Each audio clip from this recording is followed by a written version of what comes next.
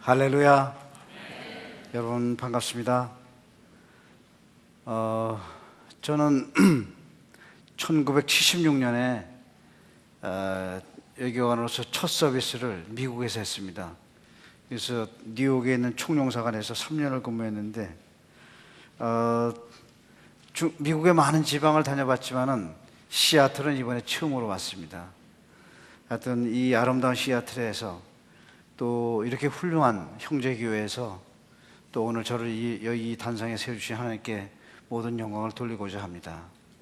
또 우리 과거에 온누리교회 목사님으로 계셨고 이 형제교회를 이렇게 훌륭하게 키우신 우리 권준 목사님께서 일요일날 이 중요한 예배 시간을 양보하셔서 저로 하여금 이 자리에 서게 해주셔서 또 감사합니다. 또 조금 전에 대표기도를 해주신 우리 박이동 장로님께도 감사를 드리고 또 아름다운 찬양을 해주신 우리 선부 성가에 대해도 감사를 드리고자 합니다. 제가 오늘 가지고 나오는 이 말씀은 크리스천들이라면 모든 사람들이 너무나 잘 아는 에베소서 4장 1절에 3절 말씀입니다. 우리 크리스천들이 이 교회를 다니는 성도로서 몇 가지 꼭 가져야 될 덕목이 있는데 세상 사람들 아닌 크리스천들은 항상 모든 일에 있어서 겸손과 온유와 오래 참음과 서로 용납을 하라는 거죠. 사랑으로 서로 용납을 하면은 그렇게 했을 때 그것을 그냥 하는 것이 아니고 성령의 능력으로 하게 되면은 교회가 화평해진다는 거죠. 화평하게 되면은 그 성령을 통해서 화평하게 된 그 하나가 된 교회를 계속 하나가 되도록 너희들이 노력해야 된다, 이런 말씀이십니다. 그러면은 우리가 그러한 교회의 하나됨을 위해서 노력하기 전에 과연 여기 앉아 계신 여러분들이 여러분들의 가정에서 여러분들의 부부가 10년, 20년, 30년, 50년을 사셨는데 진짜 그 부부가 내 짝으로서 진짜 하나일까? 여러분들 한번 생각해 보시기 바랍니다. 여러분들께서 자녀들이 있는데 여러분들의 DNA를 가지고 있는 그 자녀가 진짜 우리 부모들과 하나가 되어 있을까? 많은 가정에서는 그렇지가 않습니다. 내가 직장을 다니는데 내가 다니는 직장에서 나의 상사와 나의 동료와 나의 친구와 나의 부하들이 나와 하나가 되어 있을까? 많은 직장은 아니죠. 심지어는 이 교회에서도 목사님과 장로님과 안수집사들과 권사님들과 교인들이 하나가 되어 있을까요? 많은 경우에 아니죠. 너무나 문제가 많죠. 지금 우리가 많은 이렇게 분열을 하다 보니까 우리 조국에서 대한민국에서는 맨날 우리끼리 서로 싸우다 보니까 우리 조상들과 우리 선배들이 잘못해가지고 나라가 둘로 갈라진 거죠. 남북으로 나눠져 있는 거예요. 그런데 남북으로 나눠져 있는 이 대한민국 남쪽에서도 계속 싸운다는 거죠. 물론 세상 사람들은 계속 분열을 통해서 어떤 학연과 지연과 혈연을 통해서 내가 가지고 있는 기득권을 갖고 내가 가지고 있는 그 모든 돈과 명예와 계속 권력을 갖기 위해서 온갖 방법을 다 쓰죠. 이 세상에는 많은 사람들은 통합을 통해서 돈과 명예와 권력을 가지려고 그러지 않고 오직 분열을 통해서 가지려고. 너무나 많은, 너무나 비겁한 돈이 많은 자들과 명예가 있는 자들과 권력자들이 이 세상에 너무 많다는 거예요. 오직 분열을 통해서, 오직 고향과 학교와 고등학교 동창과 대학교 동창과 자기 지방과 그런 걸 통해서 맨날 골프장에서 전화를 통해서 음식점에서 뒤에서 그렇게 해가지고 돈을 벌면 뭐 할 것이며 명예를 가면 뭐 할 것이며 권력을 가면 뭐 할 것이겠어요. 세상 사람들은 그렇게 해도 되죠. 왜냐하면 하나님을 안 믿으니까. 그렇지만 하나님을 믿는 사람들도 그렇다는 거죠. 그러니까 이 나라가 너무나 많은 어려움에 처했어요. 겉은 세계 10위권의 경제대국이고 뭐 하지만은 너무나 사회에 많은 문제가 있는 거죠. 그 문제는 드러난 문제도 많지만은 숨겨진 문제는 훨씬 더 많다는 거죠. 지금 이 한반도의 정세를 보면은 북한 20여 년 전부터 북한이 핵무기를 개발하기 시작해서 남북 간의 관계가 계속 긴장이 되고 있어요. 그러다 보니까 한 10년 전만 해더라도 많은 사람들이 남북 통일을 원했었어요. 그렇지만 지금은 한 10년이 지난 지금은 많은 사람들이 통일을 원하지 않아요. 특히 젊은 사람들이 통일을 원하지 않아요. 그런데 그런 사람들의 생각과 아무 상관없이 통일은 빨리 올 것이라는 거죠. 왜 통일이 빨리 올 것이냐? 많은 사람들은 통일이 우리가 오고 싶으면 오고 싶지 않으면 안 올 거라고 생각하는 거예요. 그건 착각이라는 거예요. 환상이라는 거예요. 통일은 그러한 보잘것없는 인간들의 인간적인 생각으로 오거나 안 오거나 하지가 않고 오직 하나님의 방법으로, 하나님의 능력으로, 하나님의 때에 올 것이라는 거예요. 우리가 지금 한국에서 통일을 얘기할 때 많은 교인들이, 하나님을 믿는 목회자들도 너무나 비겁하게, 너무나 정권의 눈치를 보면서, 너무나 많은 사람들의 진보와 보수의 눈치를 보면서 할 말을 안 하는 거예요. 그리고 하나님을 믿는다고 그러는 거예요. 무슨 그런 사람들이 하나님을 믿는 사람들입니까? 자기 할 말도 못하고 계속 눈치를 보고 내 교회에 어떤 영향이 올까? 나한테 어떤 영향이 올까를 두려워하는 거죠. 하나님의 진정하는 사람들이 아니죠. 하나님을 진정 믿는 사람들이 아니죠. 왜 통일이 가까이 왔느냐? 이미 우리 66년 전에 1948년에 우리 대한민국의 국회, 재헌국회가 만들어졌을 때 그 재헌국회 첫 번째 회의의 첫 번째 프로그램은 기도였어요. 우리가 1948년 5월 31일자 국회 속기록을 보면은 이렇게 나와 있어요. 그 당시에 국회의원이셨는데 감리교 목사님이셨었어요. 이윤영 목사라는 분이 첫 번째 기도를 했어요. 재헌국회에서. 그 기도문이 긴데 그 기도문 중에서 여러분들한테 꼭 소개드릴 만한 일부분만 제가 이렇게 뽑아가지고 왔는데 이렇게 기도를 하셨어요. 우주와 만물을 창조하시고 인간의 역사를 섭리하시는 하나님, 아직까지 남북이 둘로 갈리는 이 민족의 고통과 수치를 씻어 주시옵소서. 우리 민족과 우리 동포가 손을 같이 잡고 웃으면서 노래 부르는 날이 우리 앞에 속히 오게 되기를 기도합니다. 우리에게 독립을 주신 하나님, 이제는 우리에게 남북의 통일을 주시옵소서. 또한 민생의 복락과 아울러 세계 평화를 허락해 주시기를 원합니다. 우리 주 예수 그리스도 이름으로 기도합니다. 아멘. 이게 66년 전에 국회의사당에서 한 기도예요. 이분이 기도를 하시고 난 다음에 다 아멘으로 하고 그 다음에 수많은 크리스찬들이 기도원에 가서 산에 가서 눈물로 66년 동안 기도했어요. 그랬더니 그 후손 중에 아주 비겁한 자들이 나를 위해서, 내가 가진 돈을 위해서, 나의 가진 명예를, 그 쥐꾸리만한 명예와 권력을 유지하기 위해서 통일을 원하지 않는다는 거예요. 이게 말이나 되는 소리입니까? 그 선조들이, 그 조상들이, 그 선배들이 눈물로 한 기도를 다 뒤집고 자기 뺏기 모르는 거예요. 자식을 66년 동안 키워놨더니 그놈이 그냥 완전히 불효자가 돼가지고 지 멋대로 얘기를 하는 거예요. 저는 최소한도 이 자리에 계신 분들 중에서 그런 분들은 안 계시라고 믿습니다. 어쨌든 지난 60년 동안에 하나님께서는 우리 선배들의, 우리 선조들의 눈물의 기도를 다 들으셨어요. 그때 이미 하나님께서 통일을 주시겠다고 약속하셨다는 거예요. 그러니까 여기는 여러분들의 생각과 아무 상관이 없고 5천만 국민이 어떻게 생각하든지 말든지 간에 통일은 온다는 거예요. 그것도 아주 빠르게 올 것이라는 거예요. 저는 통일부 장관을 한 사람이에요. 대한민국의 통일 정책을 한 사람이에요. 제가 통일부 장관 때도 수많은 사람들한테 얘기했어요. 통일이 곧 올 것이라고. 그러니까 우리는 준비를 해야 된다고. 요새 한국에서 벼랑간에 통일 문제가 막 나오고 있어요. 그렇게 막 무시하고 말도 안 된다고 그러더니 요새 와서는 뭐 통일이 어떻고 그냥 통일이 아주 큰 이슈로 등장하고 있어요. 통일은 반드시 돼야 된다 이거예요. 왜 돼야 되느냐? 제가 오늘 몇 가지를 여기 미국에 계신 분들이기 때문에 설명을 드리면은, 우리 대한민국이라는 나라는 좀 독특한 나라예요. 이 세계 어느 왕조를 봐도 한 왕조가 500년 이상 가는 왕조는 거의 없어요. 있긴 있죠. 몇 개가 안 돼요, 역사상에.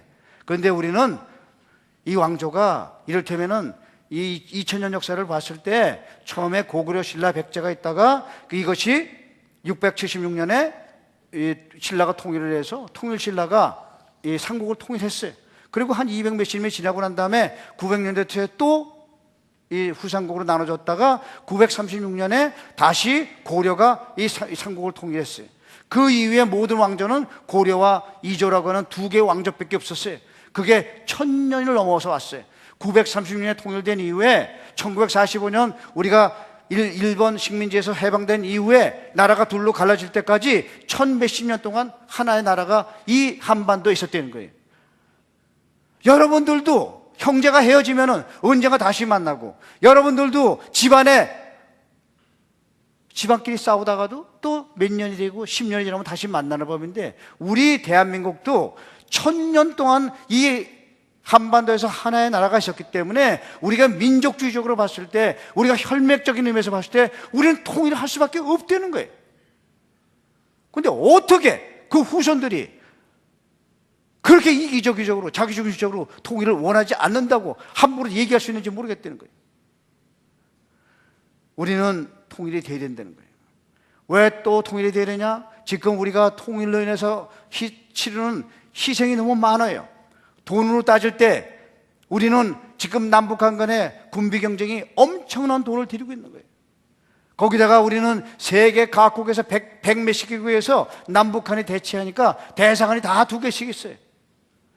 우리가 외교전쟁을 치르는 돈이 얼마나 막대한 돈이 들어간지 몰라요. 근데 그것은 눈에 보이는 돈이에요. 눈에 안 보이지 않는 더 폐해가 뭐냐?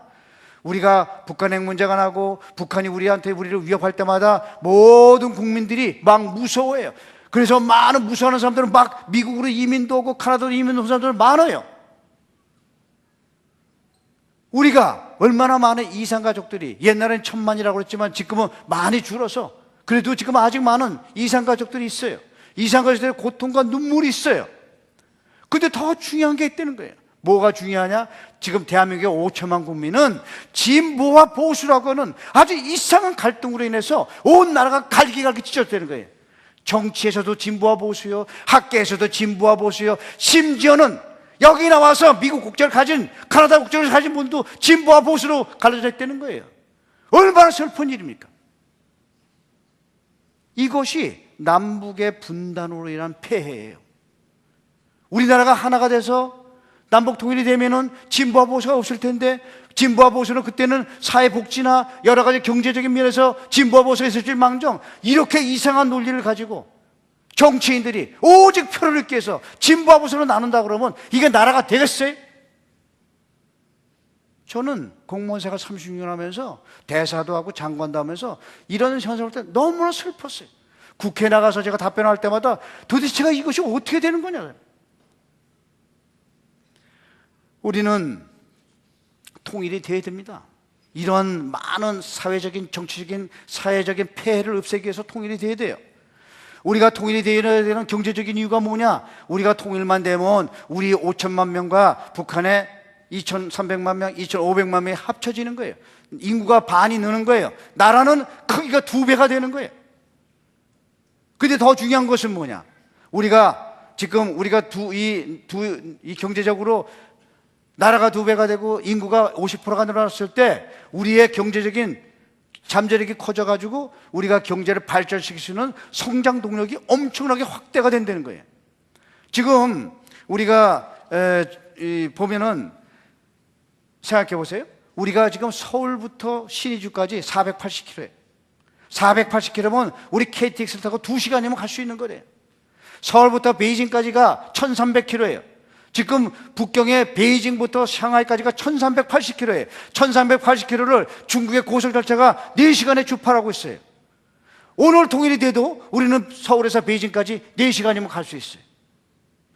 우리 한국 사람들, 여러분들 여기 계셔도 여러분들이 우리 한국 사람들은 대륙기질이라고 생각해요. 우리는 섬나라 사람이라고 일본 사람을 막 무시해요. 그렇지만 한국 사람들이야말로 섬나라 근성을 가지고 있다는 거예요.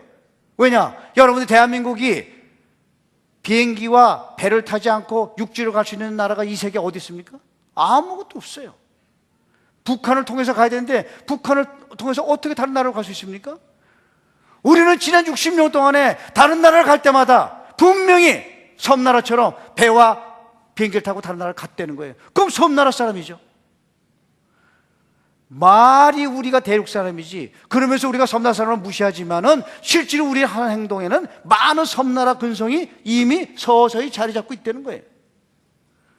우리가 대륙으로 연결이 되지만 우리의 사고방식이 대륙적이 되는 거예요. 넓어지는 거예요. 우리가 모스크바를 끌어낼 수 있고 유럽을 끌어낼 수 있는 거예요. 지금 지금 한국에서 유럽과 모스크바에, 소련에 짐을 보낼 때 배로 가는데 55일이 걸려요. 한국에서 기차로 가면 25일이 걸리는 거예요. 물류가 2배 이상 경쟁력이 있는 거예요. 여러분, 우리가 우리의 경제적으로 확대하기 위해서라도, 우리의 사고방식을 대륙적으로 넓히기 위해서라도 우리는 반드시 통일이 되는 거예요. 통일이 되면은 한국은 상상할 수 없이 큰 나라가 되는 거예요. 여러분, 지금 G7이라고 나라에, 이 세계에서 가장 부자인 G7 나라 보세요. 하나는 미국의 3억 명, 일본 1억 3천만 명, 독일 8,200만 명, 프랑스 6,500만 명, 또 영국 5,200만 명, 한국이 7,300만 명이나 7,500만 명이 되면 한국은 저절로 G4가 되는 거예요.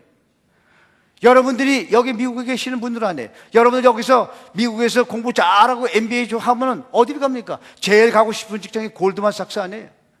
골드만삭스에서 2007년부터 보고서를 내는데 2050년에 한국이 세계에서 1인당 국민소득이 세계 2위라는 거예요. 미국이 8만 8천 불로서 1위, 한국은 8만 3천 불로서 2위. 그리고 전 GDP가, 총 GDP가 세계 8위라는 거예요. 미국, 영국, 프랑스, 독일 다 그 보고서를 놀래는 거예요. 지금 그런 보고서가 세계에서, 영국에서도 나오고 일본에서도 나오고 많은 나라가 나오고 있어요. 다 한국을 주시하고 있어요. 유일하게 그걸 믿지 않는 나라 사람은 한국 사람이에요. 자기 신분을 생각하니까 도저히 될 것 같지가 않은 거예요. 여러분, 우리가 통일이 되면요, 우리는 진짜 세계적인 대한민국이 되는 거예요. 엄청난 나라가 되는 거예요. 우리가 통일이 됐을 때 얼마나 자부심을 갖겠습니까? 우리 민족이. 지금 이 세상에서 통일이 안 된 나라는 두 나라예요. 한국과 중국. 물론 중국은 형식적으로 통일이 되어 있어요. 그렇지만 아직은 대만과 중국은 분리되어 있어요. 근데 우리가 중국에 앞서 통일이 돼 보세요. 우리가 얼마만큼 자부심을 가질 것이며 우리가 얼마만큼 이 국제사회에서 큰 역할을 하겠습니까? 우리가 진보와 보수라는 것을 다 잊어버리고 이제까지 쌓았던 모든 역량을 우리가 경제 발전을 투입하고 우리 국가를 문화 대국으로서 만들기 위해서 노력할 때 얼마나 나라가 커지겠습니까? 여러분들은 이 통일이라는 것은 우리한테 너무나 중요하다는 거예요. 근데 이 통일은 그냥 오는 것이 아니라는 거예요. 통일이 되려면은 큰 지각 변동이, 이것이 66년 만에 아니면 70년 만에 아니면 언제 될지 모르지만 하여튼 빠른 시일 안에 이것이 이루어진다고 가정했을 때 우리한테 엄청난 변화가 오기 때문에 그 변화를 거치기 위해서는 반드시 환란을 거쳐야 되는 거예요. 그러니까 우리한테 환란이 오는 거예요. 그렇지만 우리는 환란을 보고 대비하는 거예요. 우리가 기도할 때 하나님께, 하나님 우리한테 환란을 주시되 우리가 감당할 수 있는 환란을 주십시오. 우리 남북 간에 불행한 사태가 생기지 않으면서 통일이 되도록 해주십시오. 이런 기도들을 하셔야 되는 거예요. 우리 앞에 지금 기다리고 있는 환란은 큽니다. 많은 어려움이 있을 수밖에 없습니다. 여러분, 1000명이 되는 회사와 3000명의 회사가 합쳐도 얼마나 많은 거기서 혼란이 있고 많은 어려움이 있겠습니까? 조정을 하려면. 근데 5천만 명과 2300만 명이 66년 만에 아니면 70년 만에 아니면 75년 만에 만나는데 얼마나 많은 혼란이 있겠어요.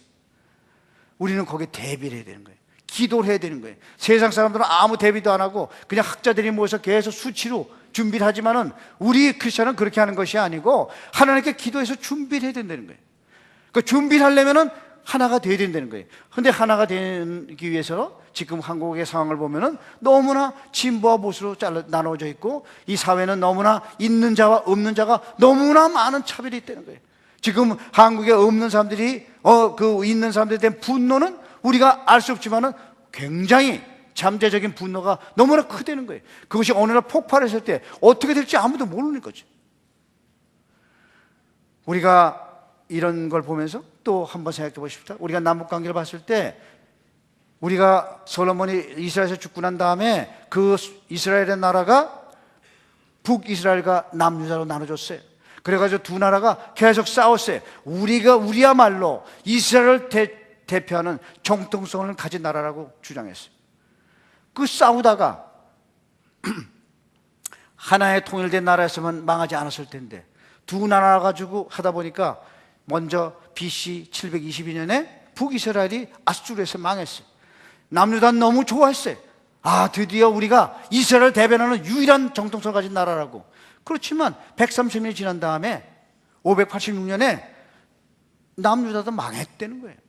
다 바벨론을 끌어가고 그 다음에 2500년 이상 이 지구상에는 이스라엘 나라가 없어졌다는 거예요. 이스라엘 지방은 있었고 유대인은 있었지만은 이스라엘 민족이 없었다는 거예요. 1948년에 건국하기 전까지. 우리가 지금처럼 맨날 싸워가지고 나라가 망하지 않는 데는 보장을 어떻게 할 수 있습니까? 우리가 이스라엘 민족의 역사를 봤을 때 우리가 그걸 교훈으로 삼아야 되는데 지금 우리 지도자들이 그런 생각하고 있는지 그냥 계속 정권을 가지려고 온갖 수단을 다 써야 되는 건지 우리는 잘 생각해 봐야 돼요. 그러면 우리의 정치인들이, 우리의 리더들이 그런데 온갖 자기의 기득권과 자기의 정권과 자기의 돈과 명예를 갖기 위해서 별의별 짓을 다 할 때 우리 크리스천들은 그러지 않도록 우리가 통일이 다가왔을 때 통일을 대비해서 많은 기도를 해야 되는데 우리 크리스천들이 과연 그런 기도를 하고 있냐는 거죠. 제가 지난 이틀 동안에 많은 분들한테 말씀을 드렸지만은 지금 한국의 크리스천들이 또 미국에 와 있는 크리스천 중에서도 많은 분들은 너무 우리 크리스천들이 세속주의, 성공주의에 빠져 있다는 거예요. 예수께서 나를 죽이시고 인류를 구하시고 나를 낮추셔서 다른 사람을 높이셨는데 지금의 크리스천들은 나만 높아지길 원하는 거예요. 우리 집안만 잘 되길 원하는 거예요. 우리 아들들만 좋은 대학을 들어가길 원하는 거예요. 그 다 좋은 대학 들어가면 누가 나쁜 대학을 들어갑니까? 여러분들 예수님께서 무슨 대학을 나오셨어요? 그분이 진짜 좋은 대학 나오셨으면 하나님의 아들이 아니죠. 여러분들이 진짜 우리가 그런 생각을 많이 해야 돼요. 너무나 이기적이 돼가고 있다는 거죠. 그러니까 기도도 안 하는 거죠. 기도도 하더라도 너무나 자기중심적인 기도를 하는 거죠. 이걸 사람들이 뭐라고 그러죠? 지금 많은 한국의 크리스천들이 정체성을 상실한다는 거예요. 행함이 없는 주문을 외우듯이 기도를 하고 나와 내 자녀와 자손들의 출세와 돈과 명예와 성공만 해서 기도한다는 거예요. 그리고 그것이 응답받는다고 생각해요. 그것이 좋은데 여러분 도대체가 크리스천들이 우리 집안은 예수를 잘 믿어서 무슨 대학을 들어가고 우리 집안은 예수를 잘 믿어서 돈을 많이 벌었고 우리 집안은 예수를 잘 믿어서 장관이 나오고 우리 집안은 예수를 잘 믿어서 대학교 총장이 나왔다? 그게 말이나 되는 얘기입니까? 그게 말이나 되는 얘기예요? 예수님이 보시면 한심한 얘기예요. 예수를 잘 믿어서 그런 것이 아니고 우리가 예수를 온전하게 믿으면은 그까진 돈과 명예와 성공은 그냥 덤으로 따라오는 거예요. 우리가 그것에서 기도하는 것이 아니고 그저 우리가 하나님 말씀에 따라서 순종을 하면은 하나님께서 우리를 얼마든지 왕 같은 제사장을 만들어 주시기 때문에 아무 문제가 없는 거예요. 거꾸로 하는 거죠. 믿음이 거꾸로 되어 있는 거죠. 저는 우리가 이 정체성을 서서히 상실해가고 있는 정체성을 우리가 다시 회복해야 됩니다. 그런데 이 한국의 크리스천들이 가지고 있는 이 하나님을 막는 몇 가지 죄가 있어요. 가장 큰 죄는 남을 미워한다는 거예요. 남을 사랑하지 못한다는 거예요. 남을 용서할 수 없다는 거예요. 부부가 있는데 장로님과 권사님이 있고 또 안수집사와 무슨 집사가 있고 이렇게 같이 또 교인들이 사는데 맨날 싸우는 거예요. 왜 싸웁니까? 30년, 50년을 같이 이불 속에서 살아도 용서를 못 한다는 거예요. 용서를 못 한다는 거예요. 그게 무슨 부부예요? 그게 무슨 믿는 사람이에요? 여기 있는 여러 젊은 부부들, 여러분들이 어떻게 생각하세요? 자기 상대방에 대해서 모든 걸 용서하세요? 용서해야 된다는 거예요. 하나가 됨을 위해서. 용서 못하는 것은, 용서를 못할 때 이 고린도 후서 2장 10절 11절에서 이렇게 말씀하고 계세요. 너희가 무슨 일이든지 누구를 용서하면은 나도 그리하고, 내가 만일 용서한 일이 있으면 용서한 그것은 너희를 위해서 그리스도 앞에서 한 것이니 이는 우리로 사단에게 속지 않게 하려 함이라. 우리는 그 계책을 알지 못하는 바가 아니라, 여러분들 여기서 말하는, 성경에서 말하는 우리로 사단에게 속지 않게 하려면 이게 무슨 말씀이냐는 거예요. 우리가 남을 사랑하지 못하고 용서하지 않으면은 사단이 내 자아를 계속 속인다는 거예요. 그러면 내 자아가 내 안에 와 계신 내가 구주를 나의 구주를 예수를 나의 구주를 영접하는 순간에 성령께서 임하시는데, 그 성령이 임하시면 사도행전 1장 8절에서 오직 성령이 너에게 임하시면 권능을 받아라.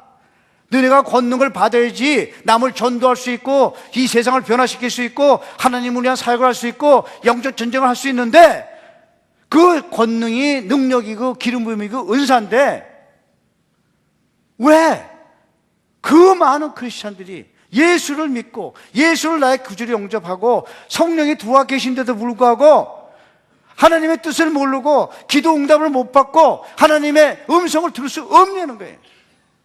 계속 남을 미워하기 때문에 계속 사단이 내 자아를 속여서 내 안에 와 계신 성령님의 뜻을 교통을 할 수 없도록 만든다는 거예요.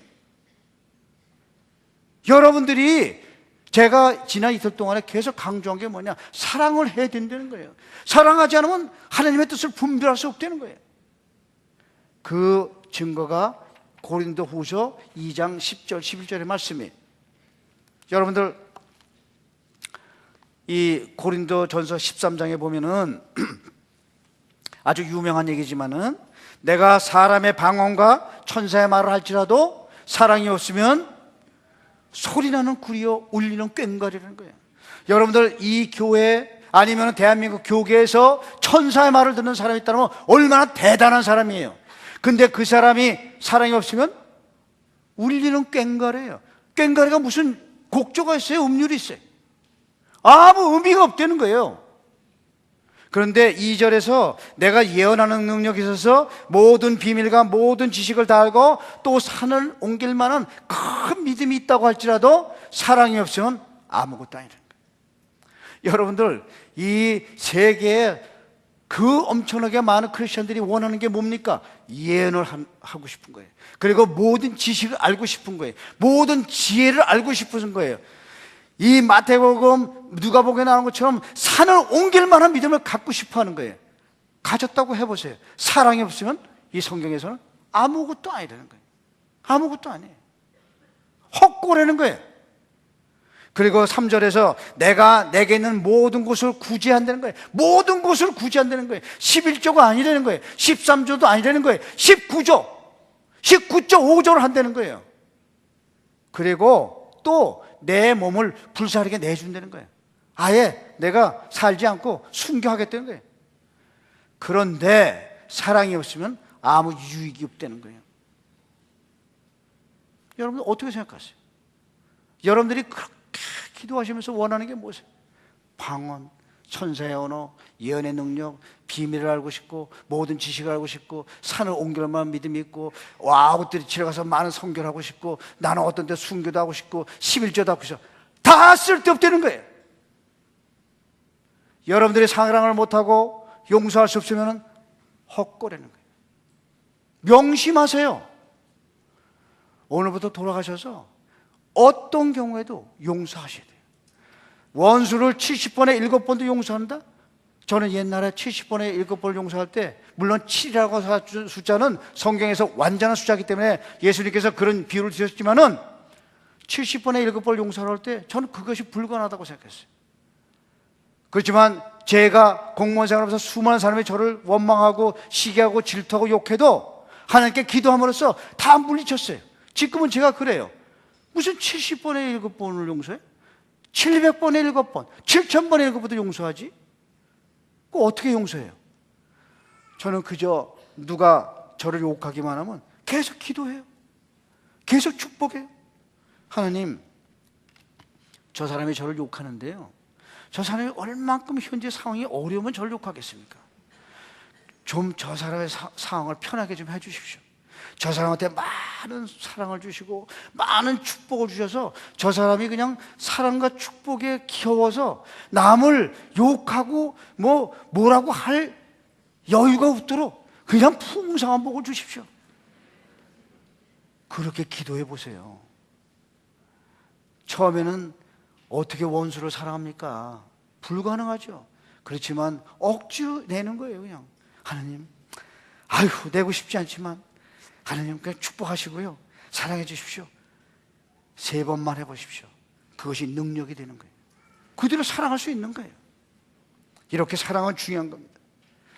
여러분, 두 번째, 우리가 하나됨을 막는 죄는 화를 낸다는 거예요.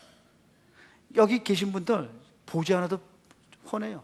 집에 가서, 여기 잘 앉아 계시다가도 집에 가서 그저 뭐라 그러면 그냥 병력같이 화를 내는 거예요. 예? 자동차를 타고 가다가 여기서 뭐 이렇게 빨리 이렇게 돌아야지 뭐 하는 거야? 여기 그런 분들 너무 많이 계세요. 지금 보니까 은혜 받고 나가다가도 말이죠, 여기 오면 파킹하는데 그냥 누가 뭐라고 막 욕을 하는 거예요. 여러분, 에베소서 4장 26절 27절 이렇게 말씀하고 계세요. 분을 내어도 죄를 짓지 말고 해가 지도록 분을 품지 말고 마귀에게 틈을 주지 말라는 거예요. 여러분, 뭐가 마귀에게 틈을 주냐 이거예요. 내가 화를 내고 분을 품고 신경질 내고 짜증을 내면은 그 틈에 마귀가 내 틈을 타고 들어와서 내 마음을 흔들게 만들어서 내 안에 성령님의 뜻을 모르게 한다는 거예요. 성령의 말씀을 못 듣게 한다는 거예요. 다 우리가 하나님의 말씀과 하나님의 뜻을 알기 위한 모든 것을 마귀가 방해한다는 거예요. 그 방해하는 가장 중요한 방법이 나로 하여금 계속 짜증을 내게 만드는 거예요. 나로 하여금 계속 신경질을 내게 만드는 거예요. 여러분들, 나이가 많이 드신 분들이 이 식당에 가면 말이죠, 막 욕을 하고 짜증을 내요. 그건 너무나 위험한 거예요. 그런데 그분들이 아무리 높은 분들이라도 그렇게 하시면은 그분은 계속 마귀한테 틈을 보여주는 거예요. 세 번째는 요한복음 8장 44절. 너희는 너희 아비 마귀에게서 났으니 너희 아비의 욕심대로 너희도 행하고자 하느니라. 그는 처음부터 살인한 자요 진리가 그 속에 없으므로 진리에 서지 못하고 거짓을 말할 때마다 제 것으로 말하니 이는 그가 거짓말쟁이요 거짓의 아비가 되었습니다. 여러분들이 거짓말하시죠? 여러분들이 거짓말하면 항상 여러분들의 아비인 사단이 여러분을 잡아잡수시는 거예요. 여러분들의 아버지는 하나님이 아니라는 거예요. 성경에서 예수님이 말씀하신 거예요. 예수님께서 말씀하셨어요. 너희가 거짓말을 하면은 네 아비가 거짓말쟁이인 사단이라는 거예요. 마귀라는 거예요. 여러분들이 아무리 믿음이 좋으셔도 거짓말을 계속 하시면은 여러분들은 마귀의 아들이에요. 마귀의 아들이 어떻게 하나님의 말씀을 들을 수 있겠습니까? 하나됨을 막는 죄, 남을 사랑하지 못하고 용서 못하는 죄, 계속 화를 내고 짜증내는 죄, 계속 거짓말하는 죄, 이 세 가지 죄로 말미암아 계속 부부가 30년, 50년이도 계속 싸우는 거예요. 하나가 안 되는 거예요. 내가 부모가 아무리 돈이 많고 지위가 높아도 애들하고 계속 갈등이 왜 생기냐? 그 부모가 애들한테 계속 짜증을 내고 화를 내고 야단을 치고 사랑하지 못하고 자기가 원하는 학교에 안 가면 신경질을 내고 자기가 못하는 좋은 직장에 못 들어가면 막 뭐라 그러고 그 시집을 가고 장가를 갈 때도 자기가 원하지 않는 집안이 되면 막 뭐라 그러는 거예요. 그래가지고 무슨 믿음의 사람이라고 할 수 있겠습니까? 그 집에 그 사람이 그래가지고 3대 집안에서 태어나면 무슨 소용이 있으며 5대 집안에서 태어나서 무슨 소용이 있겠어요? 맨날 마귀한테 휘둘림을 받아가지고 하는데 겉으로 나타나는 걸 가지고 속지 마세요. 세상적인 타이틀을 가지고 현혹되지 마세요. 그런 건 아무 소용도 없어요. 내가 진짜 어떤 마음의 상태로 살아가는 게 중요한 거예요. 우리는, 여러분들은 절대로 속으시면 안 돼요.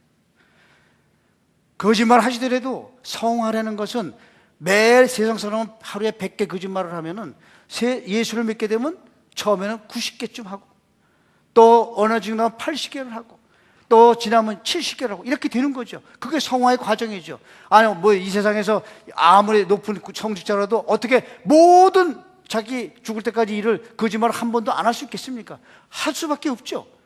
선의의 거짓말도 있으니까. 그렇지만은 우리가 모든 일을 함부로 막 거짓말해서는 안 된다는 거죠. 이제 남북 통일이 가까워오고 있습니다. 우리는 통일은 하나님의 방법으로 올 겁니다. 우리는 거기에 대비해야 됩니다. 그렇기 때문에 우리는 이 통일을 대비해서 다니엘이 하나님께 기도했던 것처럼 우리 조상과 우리 민족과 내가 지금까지 지은 죄를 회개해야 돼요. 그러면서 내가 끊임없이 나와 내 가족과 내 부부와 내 가족과 교회와 이 사회를 위해서 내가 하나됨을 막았던 죄, 남을 용서하지 못한 죄, 내가 함부로 남을 비방하고 욕했던 죄, 함부로 거짓 증거하고 거짓말했던 죄 회개하셔야 돼요. 그럴 때 하나님께서 그런 눈물의 기도를 들으실 겁니다. 그래서 제가 오늘 이런 모든 것은 이 분열의 영, 사단의 영이 우리를 계속 속이기 때문에 이러는 거예요. 그러니까 우리는 이 분열의 영을 파쇄할 필요가 있어요. 그래서 제가 오늘 이 말씀을 마치면서 여러분들한테 우리 예수님께서 우리들한테 이렇게 말씀하셨어요. 너희가 나의 이름으로 구하면 내가 다 응답하겠다고 그러셨어요. 그래서 제가 예수의 이름으로 여러 가지를 선포할 때 여러분들께서 아멘으로 답해 주시기 바랍니다. 예수의 이름으로 선포하노니 남북한의 모든 미움과 이념 갈등은 무너질지어다. 예수의 이름으로 선포하노니 우리 계층 간의 세대 간의 갈등과 분열은 없어질지어다. 예수의 이름으로 선포하노니 한국의 정치에서 거짓과 교만과 겉모술수는 사라질지어다. 예수의 이름으로 선포하노니 한국의 경제에서 거짓과 탐욕과 정경유착과 교만은 없어질지어다. 예수의 이름으로 선포하노니 한국의 교육에서 유혹과 무례함과 자녀우상과 교만함은 사라질지어다. 예수의 이름으로 선포하노니 한국의 종교계에서 비방과 특권의식과 금권선거와 기득권은 없어질지어다. 예수의 이름으로 선포하노니 한국의 가정에서 거짓과 음란함과 알코올 중독과 인터넷 중독은 사라질지어다. 예수의 이름으로 선포하노니 이 시애틀 경제교회의 연합과 부흥을 방해하는 시기와 질투와 거짓과 비방과 음해는 없어질지어다. 예수의 이름으로 선포하노니 여기는 모든 자들의 영과 혼과 육은 강건할지어다. 예수의 이름으로 선포하노니 모두가 성령으로 충만할지어다. 예수의 이름으로 선포하노니 모두가 하나님께 순복할지어다. 예수의 이름으로 선포하노니 모두가 정직할지어다. 예수의 이름으로 선포하노니 모두가 정결할지어다. 기도하고 마치겠습니다. 하나님 아버지, 오늘 이 자리에 모인 자녀들을 축복하여 주시옵소서. 아버지, 그동안 우리들이 하나가 되지 못했음을 회개합니다. 우리가 용서하지 못했고 분노를 참지 못했고 정직하지 못했고 거짓 증거했음을 고백합니다. 우리를 용서하여 주시옵소서. 이제 우리들의 기도로 가정이 하나가 되고 교회가 하나가 되고 나라 민족이 하나가 되도록 역사하여 주시옵소서. 이제 우리들이 통일해서 기도할 때, 눈물로 기도할 때 그들의 기도를 응답하여 주시옵소서. 살아계신 예수님의 이름으로 기도드렸습니다. 할렐루야. 감사합니다.